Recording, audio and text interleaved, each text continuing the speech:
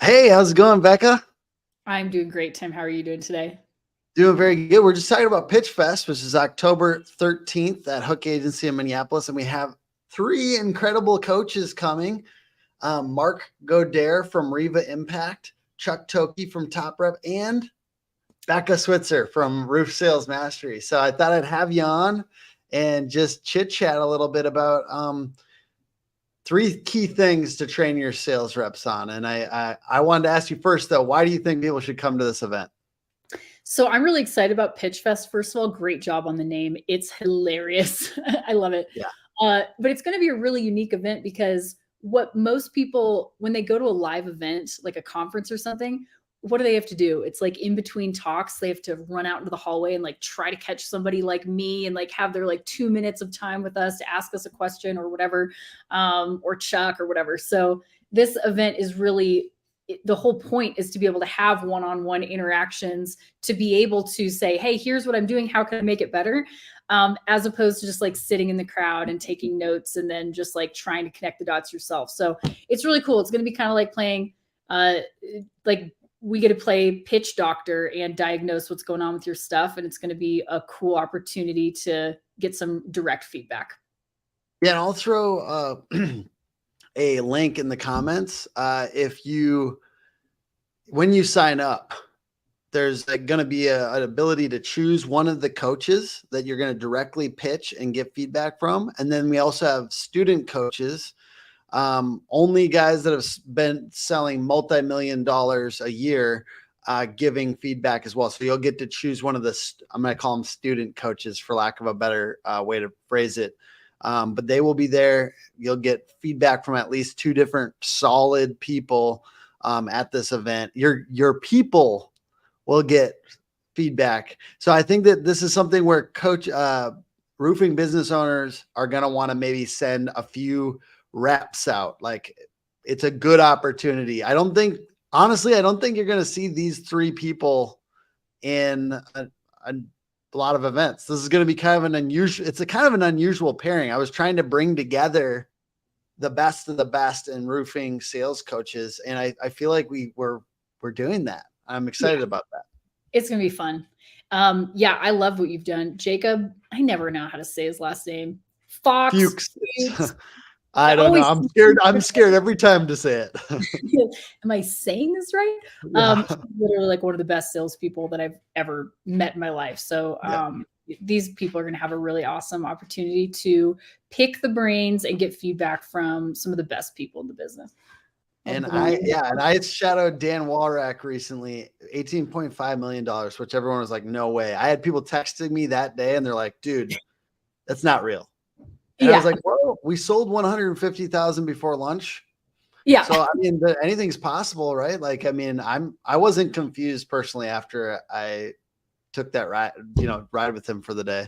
Yeah. But, all right, let's get into it. Three key things to train your sales reps on. I'm assuming these are things that you see kind of come up over and over again. What should they be training their people on a regular basis? So what we're actually doing is three things that they should be role playing and preparing their. Okay. Yes. Okay. A couple of things that kind of fall by the wayside. I think a lot of business owners take for granted like our natural sales ability, right? Like if you're in a position of management or you're running a business, it's probably because you were a really successful sales rep prior. And we take for granted the things that we just naturally do in conversation if we're generating leads or closing or whatever. So a couple just like things that you can be specifically role playing on with your sales reps. We're going to do three. The first one is preparing them with ideas for third-party stories.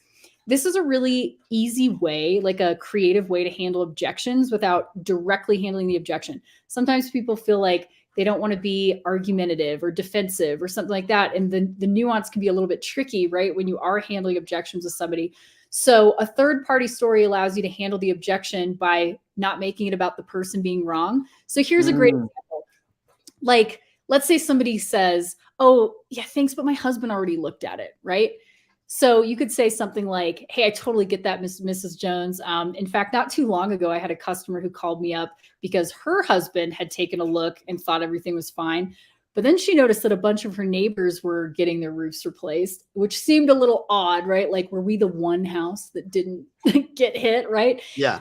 Then she admitted her husband was a dentist. And so she thought it might be better safe than sorry to have a professional come take a look. Oh my God. Right. So I've used that so many times and people are like, you're right. I even had a lady recently. So a storm hit a town called Evergreen near me, which is really unusual because I live at really high elevation in the Rocky Mountains. And the very first door that I knocked on, the lady like looks over her shoulder and like kind of pulls the door behind her. And she's like, hey, so my husband looked at it, but I think it's a little unusual that like he said that there was nothing up there, but I'm not so sure. And then I used this exact example. I was like, oh yeah, like the dentist thing. And she just started cracking up laughing. And she's like, I'd really love for you to take a look. Like, do you want to get up there right now? So that's just a great way. Like third-party stories are a way to really utilize the feel, felt, found, right? The old school like way of handling questions. Hey, I totally understand why you'd feel that way. In fact, I've had customers in the past who felt the same way, but what they found was, it was always better safe than sorry to have a professional take a look at it. So third-party stories, come up with some examples for those that you can use. Practicing those and helping reps be on deck with that is going to be really helpful for their sales process. The next one's going to be making sure that both decision makers are present. I have so many reps who waste their time. They don't do this when they're setting up an appointment, and then they show up and it's it's one spouse or something. How do you say that in a way that's not offensive to a female homeowner? I'm going to tell you right now. So what I always say, I'll set the appointment, right? And I say, and is there a Mr., Mrs., better half, significant other, or partner in crime? Right? Because you never know maybe what their situation is. And then if they're like, oh yeah, my husband Todd or whatever, and you're like, cool, well, let's just pick a time that both of you can be there so that nobody has to play like a crazy game of telephone if we do find damage, and review the insurance process together. Right? It's not about like, we want to make sure both decision makers are present. It's just like, I don't want you guys to have to try to regurgitate 20 minutes of how the insurance process works, right? And by the way, if you are a rep who you tried to do that or you didn't do that, and then you show up at the appointment and one of the people is there, an easy way to do that is do the inspection, but don't waste your time going through the sales pitch at that time. What I would say is, hey, Mrs. Jones, so I did just finish my inspection. I did find some damage down there. When is a good time for me to come back when both you and Todd are here so I can go over everything so you guys don't have to play telephone together, right? So that's just something that I like that. I feel like there's some ways to say this that like it makes it like almost as belittling to like a female homeowner. And I know that it can come off, if you do it wrong, it can come off as highly offensive. That's why I like to use like humor is your best friend. If you can come up with some funny little analogies, like, a game of telephone, you're just using like a little bit of humor there where people get it instead of making them feel like, well, I can make decisions myself. Yeah, of course you can, but this might be a little bit more of a conflict. We're insinuating that if we do find damage, there's going to be some stuff that we're going to go over that you guys probably will want to hear together, right? All right, what's number 3? So the number 3, this is going to be proactively asking for referrals. Guys, business owners are always like, referrals are a huge part of your business, but to sales reps, you tell them to ask for referrals, and guess what they do? They carry around a stack of business cards. And then when they're at an appointment, they're like, by the way, Mrs. Jones, if you think of anybody who mentions that they might maybe need a roof, we have them call me. And of course, the customer every single time is going to be like, oh yeah, of course. And then guess where those business cards go?